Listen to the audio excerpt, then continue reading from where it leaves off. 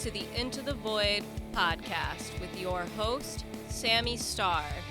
Step into the void. All right, guys, welcome to another edition of Into the Void. This is kind of cool because I've never had this big of a guest on here. We do have Chelsea Grin in the building with us today. Hello. I really don't know how to feel about this right now. Like, I'm kind of freaking out, but at the same time, because it's like I grew up listening to you guys. So it's like an out-of-body experience almost. But at the same time, it's like the inner journalist in me is like kind of like, keep it cool.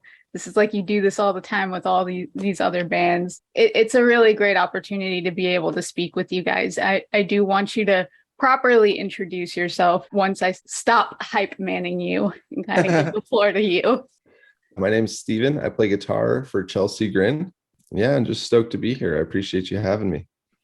Wow. I think like when we kind of go back to how long you guys have been doing music for us, I know I started listening to you guys back in, I want to say 2012, 2013, but I know you guys started doing music like back in 2007. I know you guys released 2 EPs and, 5 full lengths up until this point.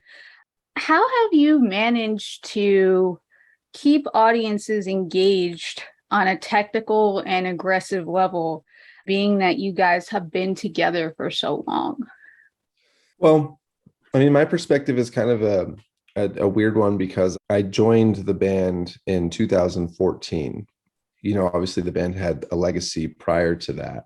Right. So, I can only really speak insofar as my role has, come into play. But, the band established themselves as this very heavy, like OG deathcore band. A 15-year career, obviously, it's kind of hard to keep it fresh and keep people coming and whatnot. And the band's trajectory has been a slow growth the whole time. It's not like we at any point had this quick rise to fame or like any flash in the pan. It's been, and when I say fame, I don't mean like actual fame. I just mean like right. deathcore, right? The deathcore world.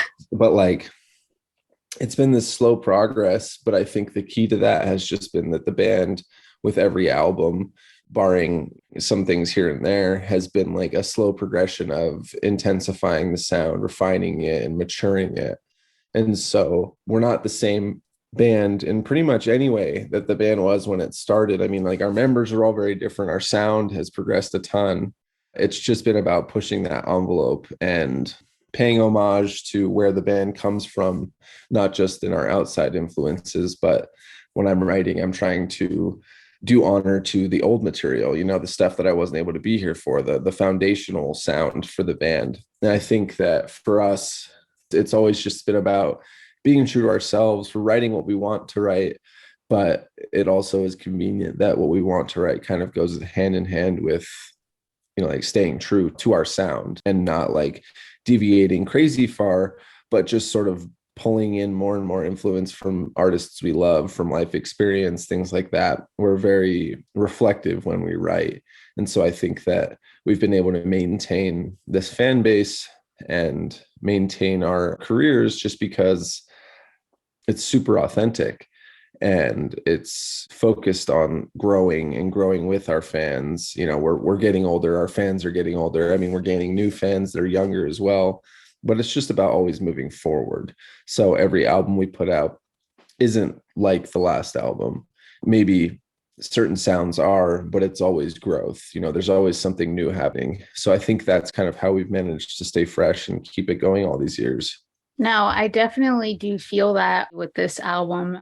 Going into our next question, how would you say creatively this process was different from 2018's Eternal Nightmare? I know before all of this, like you said, you guys went through quite a turbulent time, to say the least, with member lineup changes. And I think it's safe to say Eternal Nightmare, I feel like, was a time to get things in order. I feel like now things are kind of laser focused and things are kind of revitalized within your sound, to say the least. Do you think that's fair to say, that you guys have finally found like some kind of finality with where you guys want to go now? Yeah. I mean, every album is sort of a an experiment of chemistry for us. And we have gone through a lot of member changes, but I think what's always carried through is, the core sound. This album was unique in a lot of ways. I mean, Eternal Nightmare, Tom joined our band for that, but he came in a couple weeks into the recording process and didn't have the opportunity to spend time writing a lot of lyrics and planning his delivery. So it was a lot of like working together to get that job done. I know David wrote a lot of the lyrics on Eternal Nightmare, and Drew Folk, the producer we were working with for that record, he was super implemental in like bringing vocals together. And Tom came in and he didn't have as much of an opportunity to just do his own thing and to be himself. While he was, himself, we were pushing him to try new vocal styles he'd never done. We were just like we knew that Tom could do anything. And so we just pushed him to do anything. And then so he did. And since then he's been refining it. And now with these two new albums, he had a chance to really just be himself, sound like himself, write all of the lyrics and plan his delivery. So this is much more focused for Tom. This is like much more of a representation of Tom. And so, that's one way in which this process and the chemistry developed vocally. I think for me as a writer, a songwriter, I've been refining my personal style since I started writing. It's an ever growing process. Well, Self-Inflicted was the first album I really wrote on. That one to me was really testing the waters, and like it's not my favorite, it's none of our favorite album, but I look at it as like, okay, we needed that for me to like get to my comfort zone, see what works, see how I can fuse my style with the band's style. Eternal Nightmare was much more like, okay, this is going to be our sound, like we're finding our groove musically or instrumentally. This is like where the band is destined to head, and this is what feels right. And so on this album, it was like I'm taking all of this learning I'm doing and sort of creating this conglomerate of everything I've learned, everything I've studied from the band's past, from my influences personally. And so this one is, like you said, a lot more like laser focused. The album is very diverse from song to song, but it all falls under one umbrella. So there's this theme that underlies all of it. And obviously having Tom on all the songs ties everything together. But like it spans a lot of the metal playing field. No two songs sound the same, but I think that's intentional. Like we wanted to present the fact that the band has had so many sounds means that we can really do whatever we want, and it still fits in the ballpark of Chelsea Grin. So with this one, it was exciting because I could just do whatever I wanted, but it's still fair game. It's not like I'm going way out into left field and taking these crazy risks. It's like the band prior to my time in the band, and even during my time to the band, it's a melting pot of all things metal. So the focus there was just to present as much as we could to show that we take influence from everything. We can throw our hat in whatever ring we so choose. And so, yeah, it was really focused and the chemistry was really dialed. We all felt really great creating together. I definitely felt that when you go into the lyrical aspect of Suffer in Hell, I feel like it is tapping into a larger story than I think you guys have really delved into previously, especially since it is kind of like a double LP, which is coming out later within the spring of next year. I guess I want to dive into that a little bit more because I do find the lyrical aspects very intriguing. I want to know, I guess, what made you guys want to tap into this? Because what I find interesting about this is Suffer in Hell and Suffer in Heaven. Both dualities are supposed to have heavy and light aspects, but yet both somewhat seem to have the same result, it seems, on both ends of the spectrum, which I find kind of interesting when you look at both titles of the album. What made you guys want to dig into this aspect going into the writing process? I think, like I said, the band has had so many sounds in the past, but for this, the idea behind the album is that, suffering is involved in all of our lives, no matter who you are. No one is above, no one goes without it throughout life. And when we were writing it, it was like stylistically, song A may be a faster, more death metal paced song. It may have like more of an upbeat sound to it. It may not be the darkest chords. It may not be the chuggiest, heaviest breakdowns, but there's still a lot of suffering that goes on, especially like conveyed throughout the lyrics. Right. I kind of referenced it with the last question, but showcase the ability to have this theme of pain and suffering, have this Chelsea Grin sound running through the veins of all sorts of different bodies, all sorts of different styles. It's basically, suffer in hell, suffer in heaven, and we cover everything in between, from hell to heaven, and every step between the two, we touch on it. We just try to cover that full spectrum. So it was important to us, not necessarily in like a gloating or an ego way, but to show that we could do whatever we wanted, and to incorporate this common theme within it, something that everybody can relate to. There's a song for everyone. There's moments on the album discussing things that we've probably all gone through together or apart. So it's really just intentionally trying to make something that everyone could relate to, be involved in, and resonate with. No, I definitely feel like there's a more fair sound coming out of this album. I feel like there's a more technically advanced growth in this album as well, as you jump from song to song. Like you said, what you get from one song is definitely not what you get in another song moving forward, but yet the premise is still keeping in stride with the overall message of the record. Whereas with Eternal Nightmare, it was dark and it kind of had like a suffocating atmosphere in that album. I feel like with this album, even though there's darker elements to it, there's an instrumental way of being free and knowing where you guys are at now and being able to show all those sides to you guys now. Yeah. I mean, it really is just trying to be a demonstration.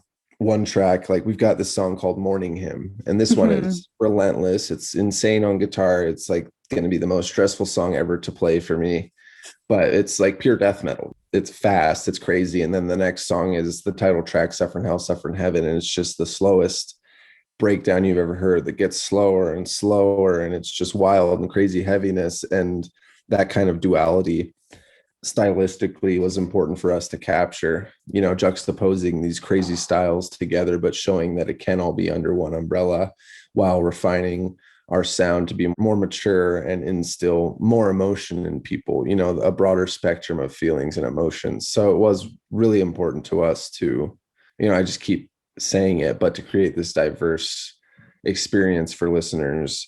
That's part of our growth, is the ability to write anything and make sure that there are themes that make it us, but grow what is us. We're set up for the next record. There's nothing we won't be able to do and have it be Chelsea Grin.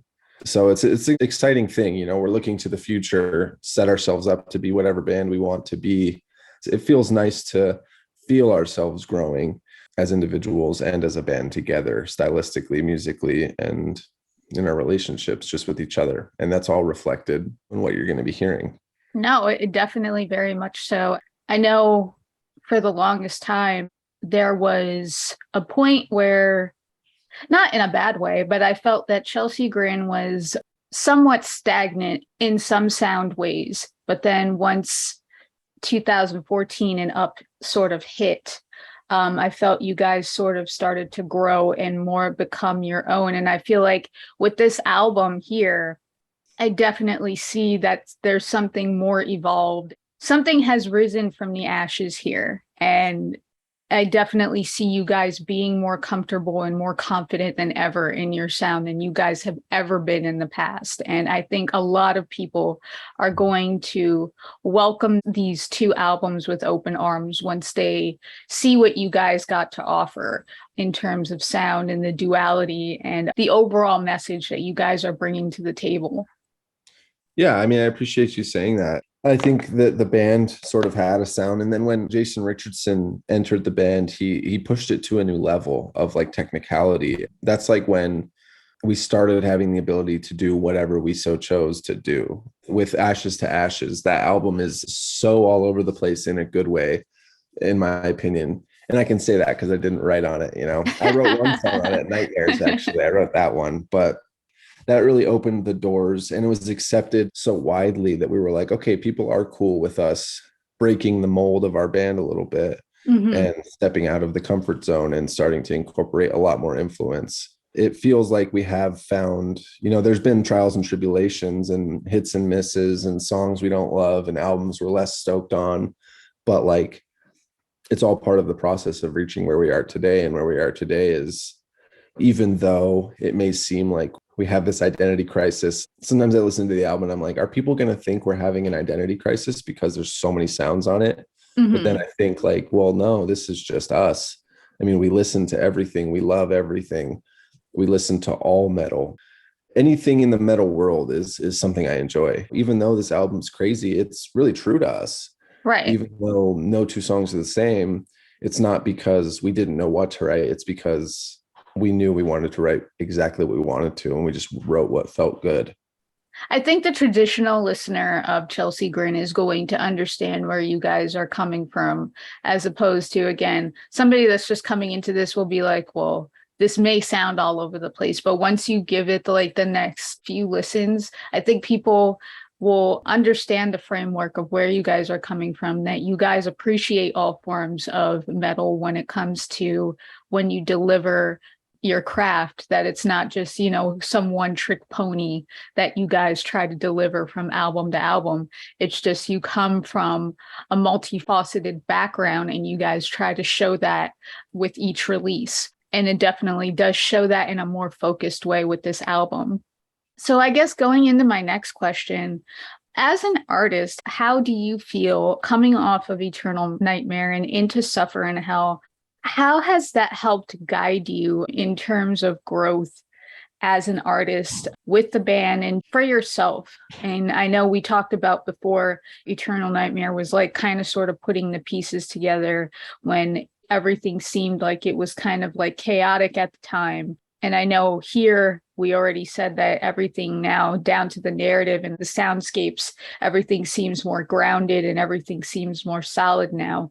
But just from your perspective, how has this helped you grow in terms of an artist moving forward?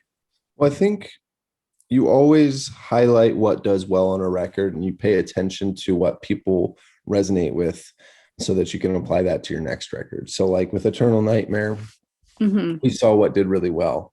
We saw The Hostages, we saw Dead Rose, we saw, what songs hit with people. And we were like, okay, well, obviously we need to include that sound in whatever we do moving forward. We've just paid attention to what our fans have enjoyed the most. And luckily it's in line with what we enjoy writing. You focus on the wins and you try to recreate the wins as best as you can without, carbon copying everything. But it also gives you a sense of confidence. Like Eternal Nightmare did well in a way that we were like, okay, well, we can endure. Like we are a tough band and we can handle things with grace and we can just be professional about it. And it kind of solidified to us that we can weather whatever storm we want to while doing what we want to do. So it's like some artists, I feel like, get trapped in having to recreate a sound because that's what does well for them. But for us, it's like we've come to realize that we can really touch on so many things and it still do well for us. Like we're lucky in that sense that our sound has become accepted as being broad. So, that confidence, that excitement, and that lack of pressure was really awesome. And of course, there's still pressure to create an album that people will enjoy and that will love as well. But it alleviated some of that. I was like, okay, I can get away with writing this song and people will probably like it. I can get away with writing something totally wacky and people will probably still enjoy it. So why stress? Just enjoy it, write good songs, just relish in the opportunity to even be doing this in the first place. Approaching this record was the most grateful I've been for being able to write. And, obviously I was going through a full range of emotion while writing it, and that's reflected in a lot of the songs. But throughout it all, we were all just happy to be here, happy to be making music, happy for the opportunity. And, let's not waste this shot. Let's give people our all. Let's give them something huge. So I think leading up to this point has been a lot of like trials, tribulations, testing out the waters. And now we have a clear picture of what we can do. And so that kind of just fortifies the writing process, fortifies the chemistry, fortifies our role in this genre. And so now we're at a point where we're just like, yeah, This is us. Maybe crazy, it may be all over the place, it may be a lot of different sounds, but we write it with our heads held high. I think that's a confident message for not only yourself, but I think for what people should take from you guys moving forward, whether they're just kind of getting into you guys or they've been fans of you guys for years. It's always been a treasure seeing you guys grow throughout the years. And I think, like I said, this has been the most confident and I think the most happy that I've seen you guys in a very long time. What is next for you guys moving forward? I know this is a big chunk of it. The new album is coming out soon, but what is next for you guys moving forward? Is there any major tours or, what's going on with you guys? A lot of it's unannounced, but we're just planning like the busiest future we've ever had. We've got Europe co-headlining with Carnifex coming up at the end of next month. And that's not album related, where we're playing our original EP, obviously, plus a bunch of songs, but like that's been in the books for a long time. Then we're going to Australia with Thy Art Is Murder. That'll be huge. And then after that, it's like really just album season. It's time to like headline and showcase the album and do that, all the while writing for the next one. But, right now is present ourselves to the world as much as we can and get our name in everybody's mouth. Just take this body of work we've created and make sure it's distributed effectively, not just like in people buying it and stuff like that, but in people just hearing it, right, and seeing it and conveying to people that this isn't just business as usual for the band. We want in every way to establish and make obvious that this is a new era for our band. It's going to be busy. It's going to be crazy. It's going to be hectic. Everyone on earth will have an opportunity to see us if they want to. Yeah, it's just going to be chaos in a good way. No, I definitely believe that to be true. I always kind of like to bring up this question as well. What do you want people to take from this album cycle that they haven't taken from other previous cycles?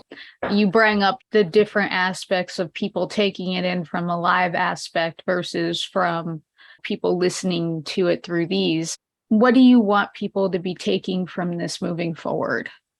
I want people to understand that whatever happens with our band, whoever is in our band, whoever's playing with us, that it's still us, that the lifeblood, the original founding DNA of our band is still here. It doesn't matter the faces behind it.